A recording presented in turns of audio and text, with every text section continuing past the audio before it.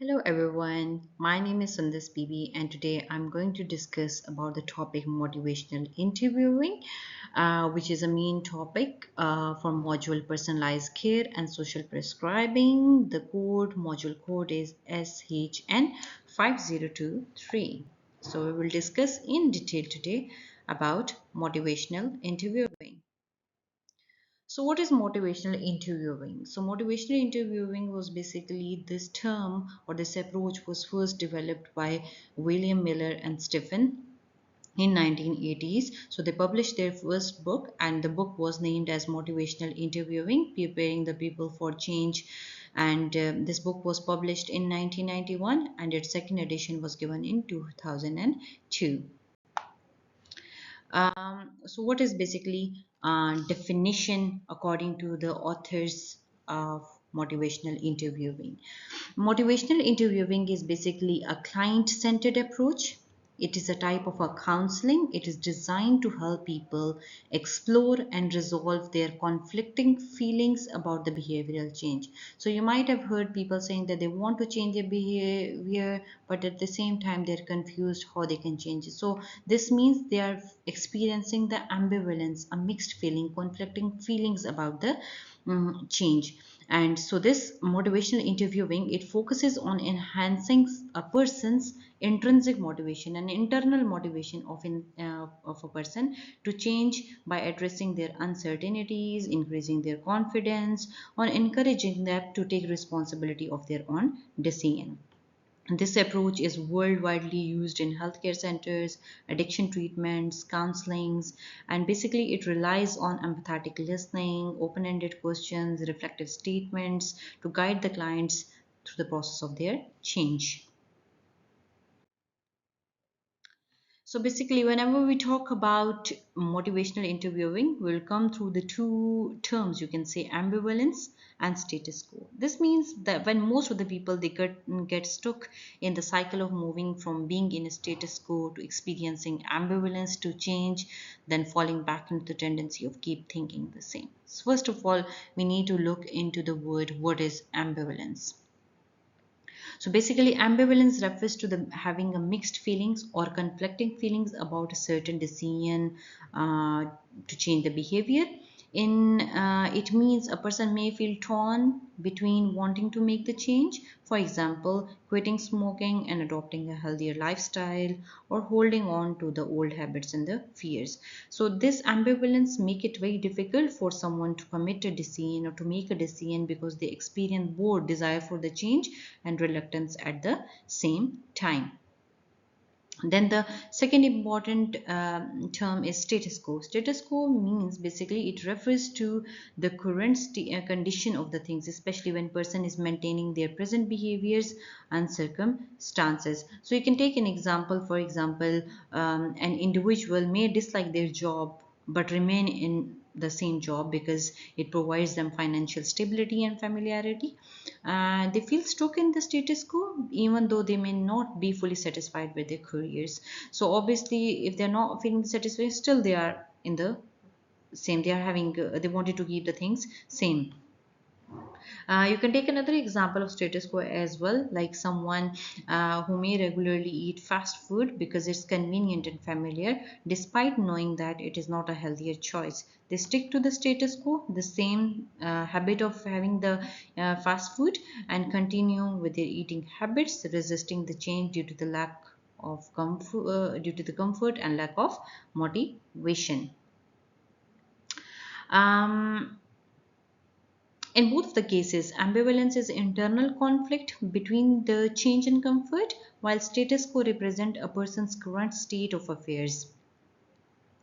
So, we will discuss them in detail again in motivational interviewing, and you will come through the both terms again and again, status quo and ambivalence. So, it's really very important to know what is ambivalence and what is status quo. So, ambivalence is normal. Clients usually enter the treatment with fluctuating and conflicting motivations. They want to change or don't want to change.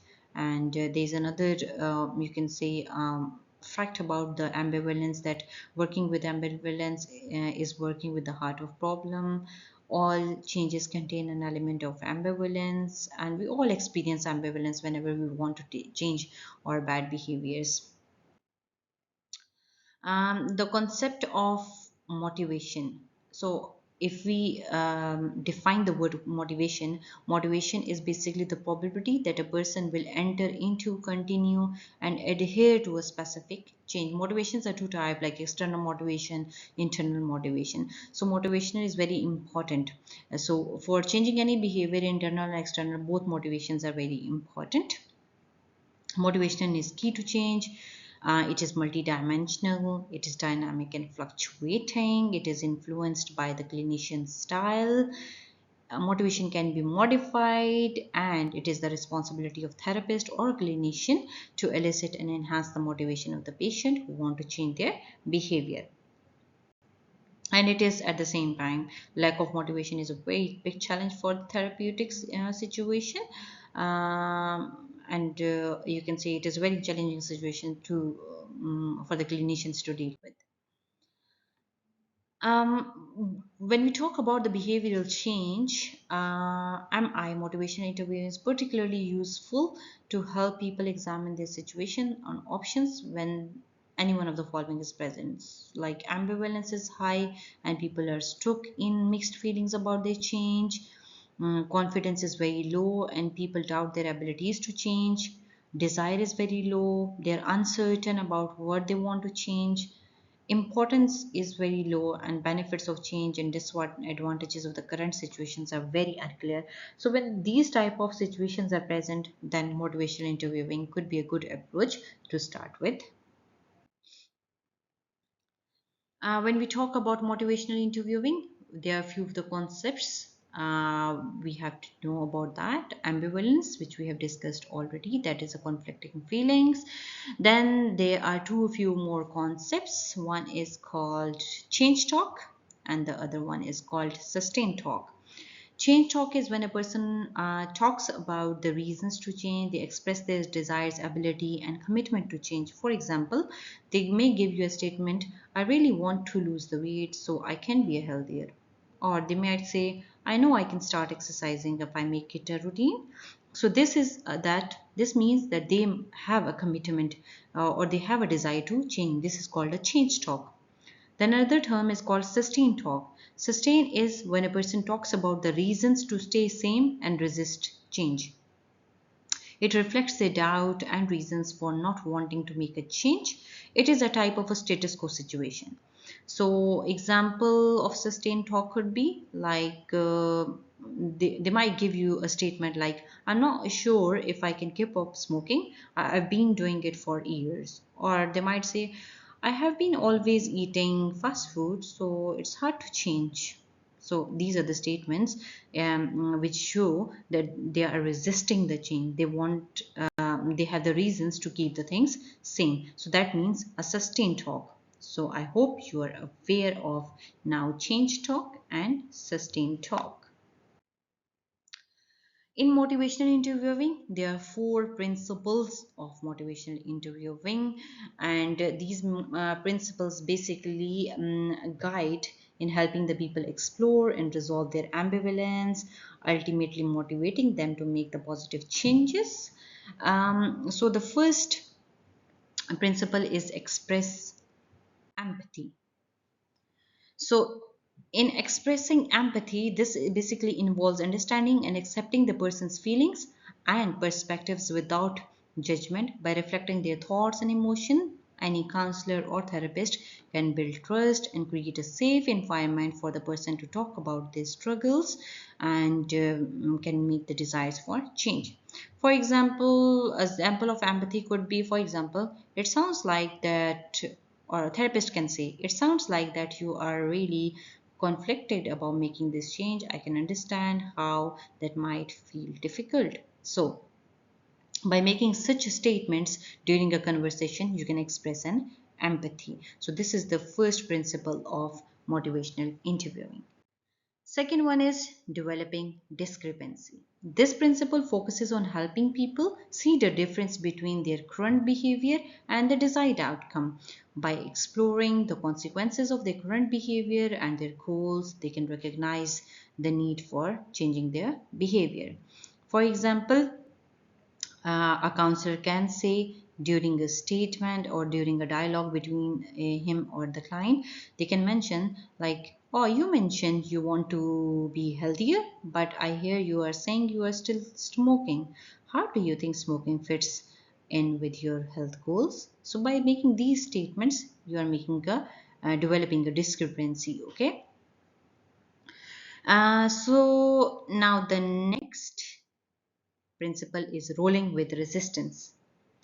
In this rolling for resistance, instead of confronting resistance heads on, basically in MI, it encourages rolling with it. This means accepting the ambivalence and resistance are basically natural, and use these feelings as a way to explore the deeper motivation. It's not about pushing the person to change, but allowing them to explore their own reasons for and against the change.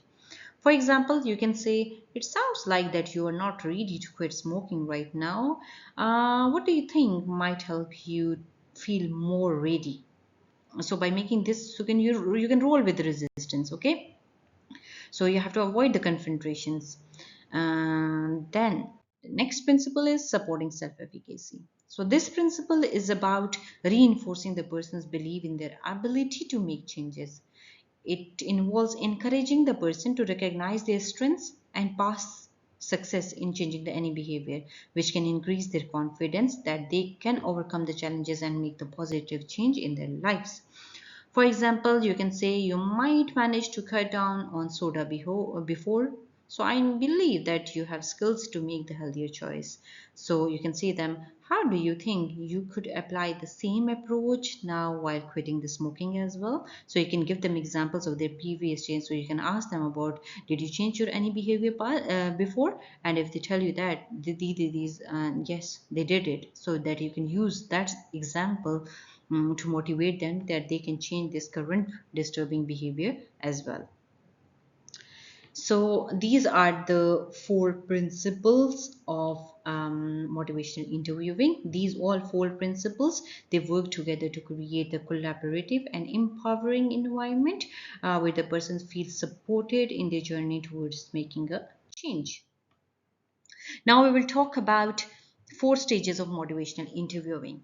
So the first stage is engage, then there is focus, evoke, and plan. So we will discuss them one by one.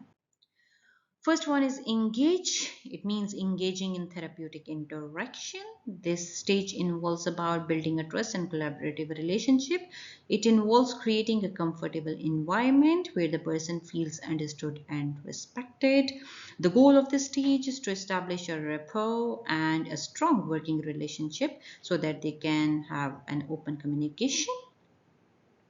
Example of engagement could be like that the therapist has to listen carefully, ask any open-ended question, and show empathy to the person so that it can help the person feel heard and valued. The next stage is focusing. In this stage, the counselor and the client narrows the conversation to a specific topic or area that a person wants to change. It involves clarifying the target behavior and setting a clear direction for the conversation, allowing them to explore their reasons for change in that specific area. So, for example, after building a rapport, the counselor helps a person focus on one area of their life, such as smoking, and explore how this issue connects to their broader goals and values. Next is evoking, basically, evoke possibilities of change. Here it shifts to the change talk, for example.